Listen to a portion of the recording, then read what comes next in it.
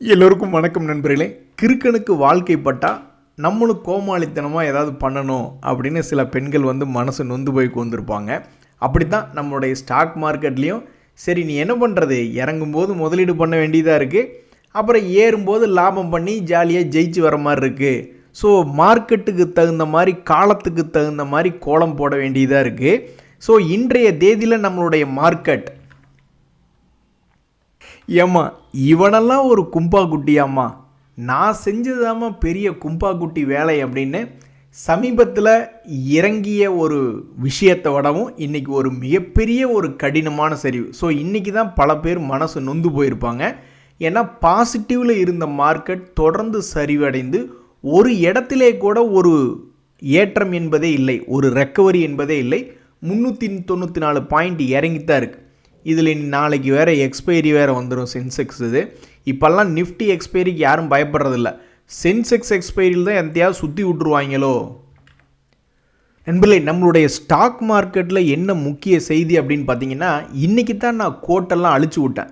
செய்திகள் வார் சம்மந்தப்பட்ட செய்திகள் வந்ததிலிருந்து எல்லா செய்தியிலுமே பழைய செய்தியாக இருக்குது. ரிலையன்ஸ் சம்மந்தப்பட்ட செய்தி ஒன்று தான் புதுசாக இருக்குது. அதனால் மற்றதெல்லாம் கோட்டை அழிச்சு விட்டுட்டு ஸ்லேட்டாக க்ளீனாக வைக்கலாம் அப்படின்னு நான் நினச்சிக்கிட்டு இருந்தேன். கடைசியில் பார்த்தா திடீர்னு இன்னொரு செய்திகள் ரெண்டு முக்கியமான பங்குகள் மேல் நோக்கி வந்திருக்கு. இது ஒரு நாள் கூத்தா இல்லை என்ன பண்ண போகிறாங்க அப்படின்றத பொறுத்து இருந்து பார்க்கணும். அதாவது கேஸ் பற்றாக்குறை அப்படின்னு வந்த உடனே எல்பிஜி சிலிண்டர்லாம் ஒரு வேளை பற்றாக்குறையாக வந்துடுமோ, அதனால் எல்லோரும் போய் இண்டக்ஷன் ஸ்டவ் வாங்கினா, நம்ம நாடு தான் சாதாரண ஜனத்தொகையா ஒரு ஃபேமிலியே ரெண்டாக பிரிஞ்சு கிடக்கு. சில பேர்லாம் ஹஸ்பண்ட் அண்ட் ஒய்ஃபே தனித்தனியாக ஒரே வீட்டில் குக்கிங் பண்ணுற அளவுக்கு ஓடிக்கிட்டு இருக்குது நாடு. ஸோ அப்படி இருக்கும் பொழுது எல்லாம் எல்லோரும் போய் இந்த இண்டக்ஷன் ஸ்டவ் விற்கிற கடை முன்னாடி நின்றுட்டாங்க அப்படின்ற ஒரு செய்தி வருது. என்னாலும் இல்லாத திருநாளாக எப்படி நீங்கள் வந்தீங்க அப்படின்ற மாதிரி டிடிகே பிரஸ்டீஜ் முதல் கொண்டு இந்த பல்வேறு பங்குகள் 10%, 15% என்று ஏறிய ஒரு இன்பமான செய்தி தான் இன்றைக்கி நடந்திருக்கு. நான் துபாய் வேலைக்கு போகலையே நான் ஒரு இண்டக்ஷன் ஸ்டவ்வை தூக்கிட்டு போன ஆள் தான். இனி அது நான் இட்டேரியில் போய் ஏறி பார்க்கணும் அது எந்த ஓரத்தில் கிடக்குது அப்படின்ட்டு. பாசத்துக்கு முன்னாடி நான் பனி, ஆனால் அதே பகைக்கு முன்னாடி நான் ஒரு புலி அப்படின்ற மாதிரி ஷேர் மார்க்கெட்டில் ஏதோ எழுதி வச்சுருப்பாங்க போல். ஏதாவது ஒரு சில முக்கியமான பங்குகள், இந்த ஸ்டவ் கிராஃப்ட் ஆகட்டும், டிடிகே பிரஸ்டீஜ் என்பதாகட்டும், கொஞ்சம் ஃபேமஸான பங்குகள் தான். அவங்களுடைய ப்ராடக்ட்டுகள் கொஞ்சம் ஃபேமஸான ப்ராடக்ட்டுகள் தான்.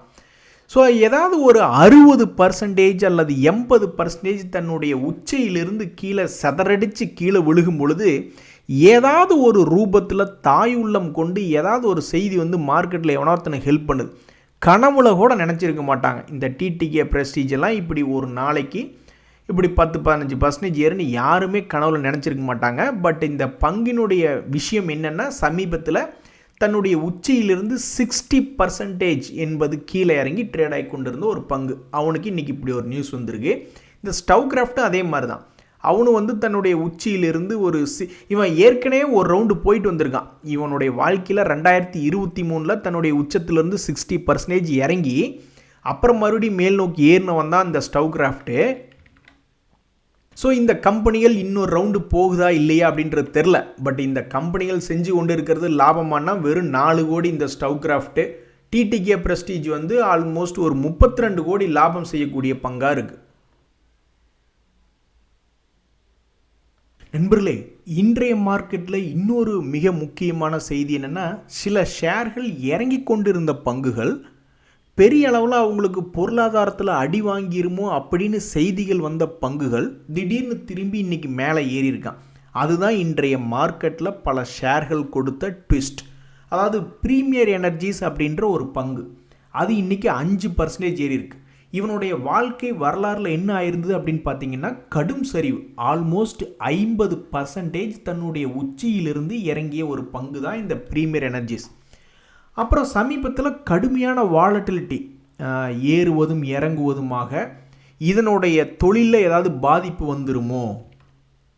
ஏன்னா ட்ரம்ப் அவர்கள் இது மாதிரி சோலார் எனர்ஜி, இந்த ரெனியூவபிள், ரீசைக்கிளபிள் இப்படியெல்லாம் இருக்கிறத விடவும் ட்ரில் அப்படின்னு எனர்ஜியை மொத்தமாக கட்டுப்பாட்டுக்குள்ளே வச்சிடணும் அப்படின்ற ஒரு எண்ணத்தில், அதுவும் க்ரூட் ஆயில் ரிலேட்டடான எனர்ஜி சோர்ஸை கட்டுப்பாட்டில் வச்சுக்கணும், அதுக்கு முக்கியத்துவம் கொடுத்து கொண்டு இருக்கக்கூடிய வேலையில் இது மாதிரி சோலார் பேனல் சோலார் செல்ஸ்லாம் ஏதாவது அடிபடுமோ அப்படின்ற மாதிரி சமீபத்தியில் நிறைய செய்திகள் வந்துக்கிட்டு இருந்தது.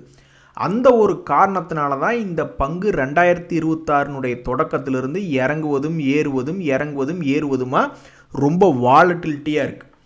ஸோ இந்த பங்கு 50% இறங்கிய பிறகு இவன் வாழ்க்கையில் ஒஸ்ட் கேஸ் என்பது இதுதான். இதுக்கு முன்னாடி அவன் இறங்குனது 2 days மூவிங் ஆவரேஜிலேருந்து 30% சரிவடைஞ்சு வந்திருந்தது தான். ஸோ அந்த ரேஞ்சுக்கு பக்கத்தில் இருந்து கொண்டே இருந்த இந்த பங்கு 30% ஒரு முறை இறங்கி மறுபடியும் ஏறி மறுபடியும் கீழே இறங்கி என்ன பண்ணுவான்னு தெரியாமல் பார்த்துக்கிட்டு இருந்த பங்கு அதனுடைய முதலீட்டாளர்கள் பார்த்திங்கன்னா ஏகப்பட்ட பேர் பணம் போட்டு வச்சுருக்காங்க. பப்ளிக்கில் 18% பணம் போட்டு வச்சுருக்காங்க. எஃப்ஐஸுமே 4% பணம் போட்டு வச்சுருக்காங்க. அப்படி இருந்தவங்களுக்கு திடீர்னு கடந்த 4 நாட்களில் ஒரு 600 ரூபாயிலிருந்து 800 ரூபாயாக ஆல்மோஸ்ட் ஒரு 100லிருந்து 200 ரூபாய் தன்னுடைய இறக்கத்திலிருந்து மேல் நோக்கி ஏறி வந்தது ஒரு மகிழ்ச்சியை கொடுத்துருக்கு. ஸோ ஒரு முக்கியமான பிஸ்னஸ் செக்டர் சோலார் பேனலில் யூஎஸ்னுடைய பாலிசினால் ஏதாவது மாற்றம் வருமானு பயந்துக்கிட்டு இருந்தாங்க. இறங்கி ஏறிக்கிட்டு இருந்த பங்கு திடீர்னு சப்போர்ட்லேருந்து ஸ்வங்கின்னு ஒரு 10% பக்கம் ஏறியது. அது கொடுத்த ஒரு ட்விஸ்ட் அதுதாங்க. என்னைக்கு என்ன நடக்கும்னே தெரியாது. ஒரு நண்பர் கூட நேற்று கமெண்ட் போட்டிருந்தார், இந்த ஹாப்பியஸ்ட் மைண்டுன்னு ரொம்ப நாள் கழித்து விற்றேன். என்னங்க கொடுமையாக இருக்குது. அவன் ஒரு எத்தனையோ வருஷமாக ஏறவே இல்லை.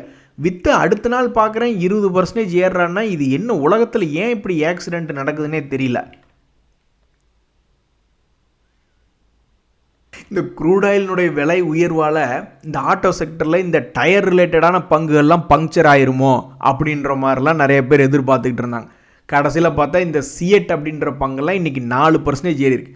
ஏப்பா கடைசிக்கு நீங்கள் எலக்ட்ரிக் வெஹிக்கிளில் சார்ஜ் பண்ணியாவது வண்டி ஓட்டத்தானே செய்வீங்க அப்படின்ற மாதிரி யாராவது ஒரு கேள்வி கேட்டிருப்பாங்களேன்றது தெரில. க்ரூட் ஆயில் இல்லை, டீசல் பெட்ரோல் இல்லைன்னா அப்போ வண்டியே ஓடாதா அப்படின்னு யாராவது கேள்வி கேட்டாங்களேன்னு தெரில. ஸோ இன்றைக்கி சியட் அப்படின்ற பங்கு திடீர்னு ஒரு திருப்பமாக, ஏன்னா சமீபத்தில் பார்த்திங்கன்னா இந்த வார் சம்மந்தப்பட்ட தகவல்னால இறங்கி கிடந்த பங்கு அப்புறம் கொஞ்சம் கொஞ்சமாக மெல்ல மெல்ல பில்டப் ஆகி இன்றைக்கி பாசிட்டிவில் வந்திருக்கு அப்படின்ற ஒரு நிகழ்வு. இந்த கொடுமையை எங்கே போய் சொல்ல அப்படின்னு மிகப்பெரிய கம்பெனிகள் சமீபத்தில் இறங்கி இருந்தாலும் அவங்களுடைய சமீபத்தினுடைய வாலட்டிலிட்டி என்ன, எவ்வளவு தூரம் இறங்கி எவ்வளவு தூரம் ஏற்றம். இந்த ஹெச்டிஎஃப்சி ஏஎம்சி அப்படின்ற பொங்கை பொறுத்த வரைக்கும் அவன் இறங்குறக்கு எடுத்துக்கொண்ட காலம் ஆல்மோஸ்ட் 4 மாதங்கள் நண்பர்களே. தொடர்ந்து இறங்குறக்கு 17% இறங்குச்சு. அதுக்கு அவன் எடுத்துக்கொண்ட மாதங்கள் 4. ஆனால் அவன் ஒரே மாதத்துக்குள்ளே இழந்த 17% ஏறிட்டான். அதுக்கப்புறம் மறுபடியும் அதே ஒரே மாதத்துக்குள்ளே ஏறிய 17% மறுபடியும் இறக்கி விட்டான். உங்களுக்கு ஞாபகம் இருக்கா? நம்ம இதில் அப்படியே ஆப்போசிட்டாக தான் நடக்கும். நம்மளுக்கெல்லாம் இறங்குறது ஸ்வங்கின்னு இறங்கிடுறான். அப்புறம் ஏறுறதுக்கு ஒரு 6 மாதம் 1 வருஷம் சில பேர் எந்த கண்டிஷனில் சேருவானே தெரிய மாட்டேங்குது. ஆனால் இந்த ஹெச்டிஎஃப்சி ஏஎம்சி ஷேர் வச்சுருக்கக்கூடிய பப்ளிக் 8.25% பப்ளிக் வச்சுருக்காங்க. அவங்களுக்கு எவ்வளோ பார்த்தீங்களா? அந்த நண்பர்களுக்கெல்லாம் இறங்கிய வேகத்தை விட ஏறின வேகம் ரொம்ப அதிகமாக இருக்குது. அவங்களுக்கு ஒரு ஜாலி இருந்தாலும் பாவம் இப்போ சோகமாக தான் இருப்பாங்க. ஏன்னா ஏறிய வேகத்தில் மறுபடியும் இறங்கிடுச்சு. இனி அடுத்தது இது என்ன செய்யும்னு உட்காந்து பொறுமையாக பார்த்துக்கிட்டு இருப்பாங்க. மறுபடியும் திரும்பி தன்னுடைய ஹையை மீட்டெடுக்குமா அல்லது இன்னும் கொஞ்சம் கீழே இறங்கி ஏதாவது ஆவரேஜுக்கு ஆப்பர்ச்சுனிட்டி கொடுக்குமான்னு பார்த்துக்கிட்டு இருந்திருப்பாங்க. 2025 அவங்களுக்கெல்லாம் நல்லா சுகமான அனுபவம் தான். அவன் பாட்டுக்கு 1600 ரூபாயிலிருந்து 2800 போனவன் அதுக்கப்புறம் அவன் கீழே வரவே இல்லை. இப்படி கீழே வந்துட்டு போயிருந்தான்னா எல்லாருக்குமே ஒரு சுக அனுபவமாக இருந்திருக்கும். அவனுக்கு என்ன அர்ஜென்ட்டோ யாரும் சம்பாதிக்கக்கூடாதுன்னே நினச்சிடுச்சா என்னன்றது தெரில. அவன் சின்னதாக மேலேயே ரவுண்டு போட்டு விளாண்டுக்கிட்டு இருக்கான். ஸோ எவ்வளவு பெரிய கம்பெனி ஹெச்டிஎஃப்சி ஏஎம்சி என்பது. அதில் பார்த்தீங்கன்னா FIs 23 the second highest stock ஹோல்டராக இருக்காங்க. அடுத்ததாக இந்த ஜைடஸ் லைஃப் அப்படின்ற பங்கு பல ஸ்மார்ட் மணி கான்செப்டுக்காரங்களுக்கு ஏமாற்றி விட்டு தப்பிச்சு ஓடிவிட்டது. அதாவது இதனுடைய ஒஸ்ட் கேஸ் பர்ஃபார்மன்ஸ் அப்படின்னு பார்த்தீங்கன்னா ஒரு முறை போன வருஷத்தில் 200 டேஸ் மூவிங் ஆவரேஜிலிருந்து 16% வீழ்ச்சி அடைஞ்சிட்டு அப்புறமா தான் ஏறி வந்தான். அதனால் நிறையா பேர் நிறைய ஸ்மார்ட் மணி கான்செப்ட்லாம் இது வீழ்ச்சி அடையும் போது பார்த்துக்கிட்டே இருந்திருப்பாங்க. மறுபடி எப்படா இது 16% கீழே விழுகும் அப்படின்னு ஒரு குரூப் பார்த்துக்கிட்டே இருந்திருப்பாங்க. நல்லா பழம் நழுவி பாலிலே விழுவது மாதிரி நல்லா 10% இறங்கிட்டான் தன்னுடைய 2 days மூவிங் ஆவரேஜ்லேருந்து. இன்னொரு 6% இறங்கிடுச்சுன்னா இதை ஒரு கை பார்க்கணுன்னு ஸ்மார்ட் மணி கான்செப்டுக்காரங்க நிறையா பேர் கோட்டை போட்டு வச்சு உட்காந்து பார்த்துக்கிட்டு வந்திருப்பாங்க. அவன் என்னடான்னா எல்லாருக்கும் டிமிக்கி கொடுக்குற மாதிரி அவன் இங்கிருந்து ஒரு 6% கீழே இறங்காமல் இங்கிருந்து 10% ஏறி முக்கியமாக இன்றைய செய்தியில் என்ன வந்திருக்குன்னா 200 days மூவிங் ஆவரேஜ் கிட்ட வந்து தொட்ட ஒரு பங்கு அப்படின்ற ஒரு செய்தியில் இந்த ஜைடஸ் லைஃப் சயின்சஸ் அப்படின்ற பங்கு வந்திருக்கு. பார்த்தீங்களா நண்பர்களே, மார்க்கெட்டில் ஏதாவது ஒரு விஷயத்தை தெரிஞ்சு வச்சுக்கிட்டு அது மாதிரி நடக்குன்னு உட்காந்து நிறையா பேர் வேடிக்கை பார்த்துக்கிட்டு இருப்பாங்க. அப்புறம் அந்த விஷயம் நடக்காமல் பாதியிலே திரும்பிட்டு போயிடும். ஸோ மார்க்கெட் என்பதை எந்த கொம்பனாலும் கணிக்க முடியாது அப்படின்றதான் ஒரு நிதர்சனமான உண்மை. எவ்வளவு பெரிய பைல்வானாக இருந்தாலும் ஒரு நாள் அடி வாங்குவான் அப்படின்ற மாதிரி நம்மளுடைய ஸ்டாக் மார்க்கெட்டில் எவ்வளவு பெரிய பணக்காரராக இருந்தாலும் ஒரு பங்கை ஆவரேஜ் பண்ணணும்னு நினைக்கும் பொழுது பயந்து போயிடுவார் அப்படின்றதுக்கு ஒரு உதாரணம் தான் இந்த எம்ஆர்எஃப்னுடைய ஷேர் ப்ரைஸ்.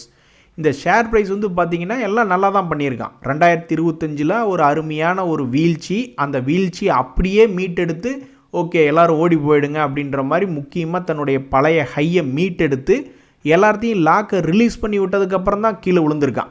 அப்படி கீழே விழுந்திருக்கக்கூடிய பங்கு திடீர்னு ஒரு சப்போர்ட் எடுத்து மேலே போனோடனே அப்பாடான்னு நிம்மதி பெருமூச்சு விட்டுக்கிட்டு இருந்தாங்க. மறுபடியும் சமீபத்தில் ஒரு 8 நாட்களாக மார்க்கெட் சரியில்லாதனால வீழ்ச்சியாக இருக்குது. இது போன்ற நிலையில் பெரிய பங்காக இது ஒரு ஷேரினுடைய விலை 1,36,000 யோசிச்சு பாருங்கள். அந்த காலத்தில் 100 ரூபா 1000 ரூபா 2000 ரூபாய்க்கு வாங்கினவங்கலாம் எவ்வளோ ஜாலியாக இருப்பாங்கன்னு யோசிச்சு பாருங்கள். ஸோ 1,36,000 ரூபாயாக இருக்கக்கூடிய இந்த பங்கு டெத் கிராஸ் ஓவர் அப்படின்னு ஸ்டாக் மார்க்கெட்டில் சொல்லுவாங்க. அந்த நிகழ்வு என்பது சமீபத்தில் நடந்திருக்கு. இனி இது கீழே போக போகிறதா அல்லது மேலே போக போகிறதா, எந்த சைடு பெரிய அளவில் மாற்றத்தை கொண்டு வரும் அப்படின்ற ஒரு கேள்வி தான் இப்போ மார்க்கெட்டில் போயிட்டுருக்கு. ஸோ பழையபடி 1,70,000 பக்கத்தில் போக போகுதா அல்லது 1,00,000 கீழே போக போகுதா, என்ன செய்ய போகிறது அடுத்து வரக்கூடிய நாட்களில் அப்படின்ற ஒரு மிகப்பெரிய ஒரு கேள்விக்கு இந்த எம்ஆர்எஃப் என்பது விடை சொல்ல வேண்டும் அப்படின்னு பல பேர் பார்த்துக்கிட்டு இருக்காங்க. நண்பர்களே, சமீபத்தில் இன்னொரு திறமையான பங்கு தான் இந்த காட்ஃப்ரே பிலிப்ஸ் இந்தியா அப்படின்ற ஒரு கம்பெனி. இந்த பங்கு என்ன ஒரு செய்தி வந்ததுன்னா, டேக்ஸ் ரிலேட்டடான ஒரு செய்திகள்னால 34% இறங்கியவன் மறுபடியும் 40% ஏறி கரெக்டாக 200 days மூவிங் ஆவரேஜை தொட்டுட்டு எப்படி தொட்டிருக்கான் பாருங்கள். அந்த 200 days மூவிங் ஆவரேஜ் ரெசிஸ்டன்ஸை அவனால் தாண்ட முடியல. நீங்கள் இந்த 200 days மூவிங் ஆவரேஜினுடைய பவரை பார்க்குறீங்களா? கடல் கடந்து வெளிநாட்டில் போய் காட்டுறோம் பாருங்கள். இப்போ நீங்கள் பார்க்குறது அமெரிக்காவினுடைய tau Jones industrial average index என்பது. அது தொடர்ந்து சரிவடைஞ்சு ஈரான்காரனை பார்த்து அமெரிக்காவினுடைய இண்டெக்ஸே பயந்துட்டு தொடர்ந்து சரிவடைந்து கொண்டே வந்து கொண்டிருந்த இந்த டவ் ஜோன்ஸு கரெக்டாக 200 days மூவிங் ஆவரேஜ் அப்படின்றத டச் பண்ணிவிட்டு சப்போர்ட் எடுத்து ட்ரேட் பண்ணிக்கிட்டு இருக்கான். ஸோ நம்மளை காப்பாற்றினது ட்ரம்ப் அவர்களுடைய பேச்சோ அல்லது வேறையோ எதுவும் இல்லை. இந்த 200 days மூவிங் ஆவரேஜ் அப்படின்ற சப்போர்ட்டை பார்த்துட்டு பல ஸ்மார்ட் மணி கான்செப்ட் ட்ரேடர்கள்லாம் வந்து இந்த இடத்துல பணத்தை அமெரிக்காவினுடைய பங்கு சந்தையில் கரெக்டாக இந்த இடத்துல பணத்தை போட்ட ஒரே காரணத்தினால தான் நேற்று இன்றைக்கி நம்மளுடைய மார்க்கெட் வந்து பெரிய அளவில் வீழ்ச்சி அடையாமல் லேஸ் அப்படியே ஆடிக்கிட்டு இருக்காங்க. நீங்கள் கணக்கு போட்டு பாருங்கள், நேற்று மார்க்கெட்டுக்கு இன்றைக்கி இந்த மார்க்கெட்டுக்கும் கடந்த 5 நாள் பீரியட் பாருங்கள். ஸோ நேற்று ஏறியதை தான் இன்றைக்கி இழந்திருக்கான். 9ஆம் தேதியிலிருந்து ஏறியதை தான் இன்றைக்கி 11ஆம் தேதி இழந்திருக்கான். ஸோ அப்போ அந்த இடத்துல நம்மளுக்கு திடீர்னு பையிங் வர காரணம் என்ன? வெளிநாட்டு மார்க்கெட்டுகளில் குறிப்பாக அமெரிக்கன் மார்க்கெட்டில் இந்த 200 days மூவிங் ஆவரேஜ் பார்த்து எல்லாத்தையும் வாங்க வச்சிருக்கு அப்படின்றதான் ஒரு காரணம். என்னைக்கு இதை உடைக்கிறானோ அன்றைக்கி அமெரிக்கக்காரங்களுக்கும் மரியாதை மதிப்பு எதுவும் கிடையாது.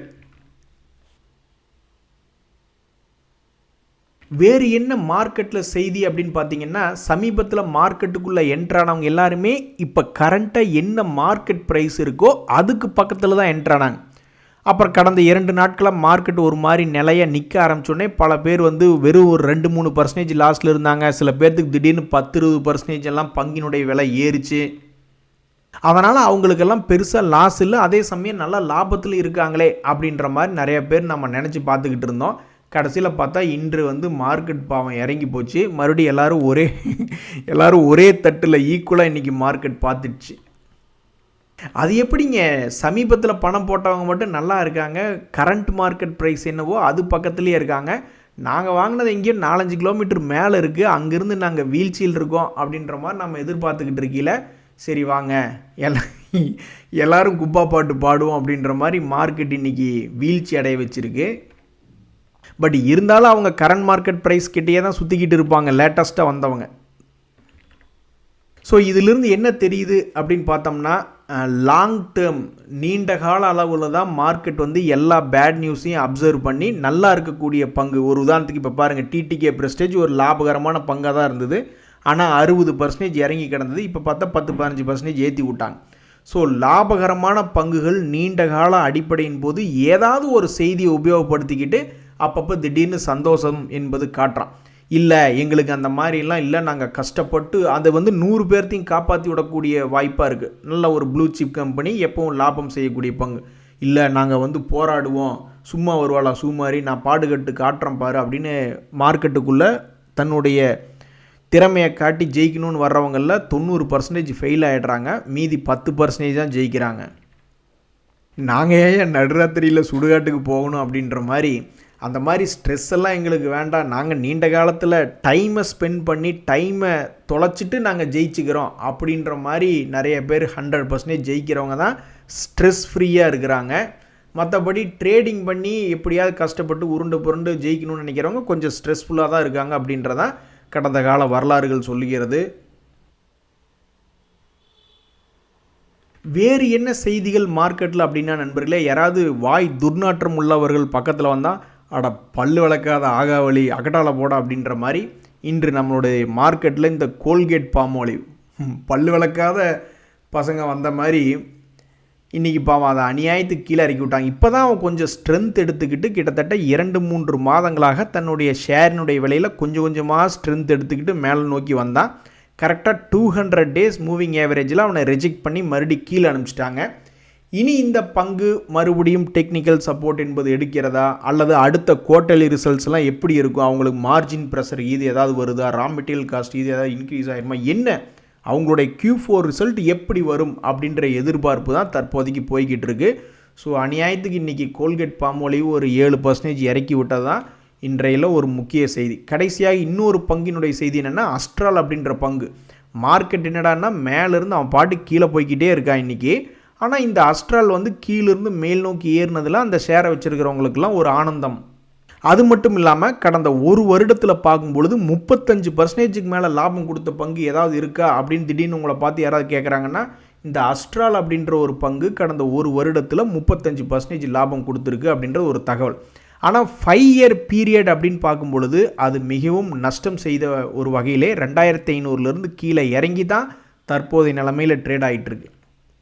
இன்றைய தகவல் அனைத்து உங்களுக்கு உதவியாக இருந்தால் எனக்கு மகிழ்ச்சி தான். ரொம்ப நன்றி, வணக்கம்.